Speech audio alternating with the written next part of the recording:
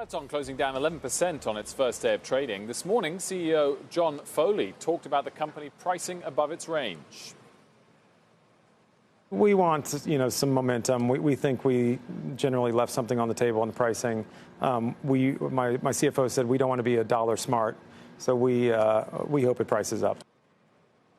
Well, it didn't price up. Let's bring in Michael Kawamoto, analyst at DA Davidson, Rohit Kukari, analyst at MKM Capital, and P90X creator Tony Horton. A very good afternoon to you all. Tony, I'll start with you. Do you think Peloton will prove to be just a fad? I think it'll be all right. I mean, 1.2 million subscribers is quite a few people, and they're pretty fanatic fans. I really enjoy the piece of equipment, and I think the fan base is going to continue to grow. People seem to love it. I think it's priced right, honestly. I mean, you get what you pay for when it comes to that piece of equipment. I worked out the music licensing issue. I think that's going to be fine as well. So, this is a little blip. It's the first day. I'm not worried about it because people love it. Michael, you've done a lot of research into the stock. Was this a valuation issue? Why do you think it had this kind of performance? Yeah, I was honestly very surprised by what it did, when it opened up. And, I think it's been a banner year for IPOs. And I don't know if there's a little bit of fatigue there and people are being, investors are being a little more choosy in what they, what they participate in. But, maybe the lack of profitability overshadowed, their very robust growth metrics that they put up.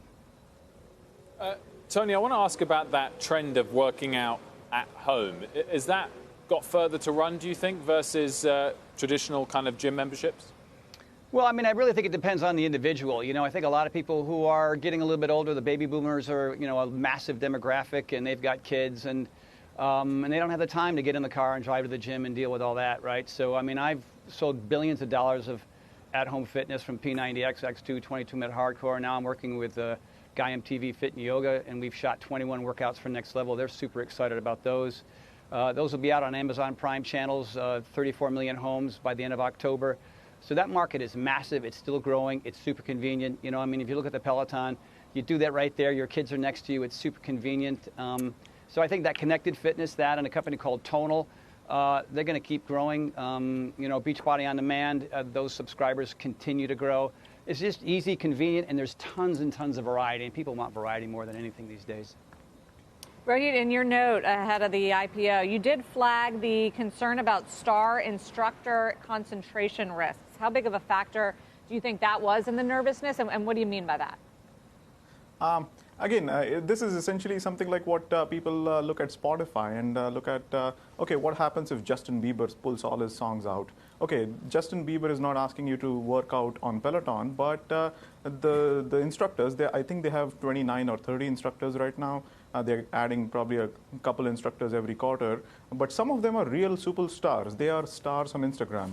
Again, this is just probably one of the many risks that this company has.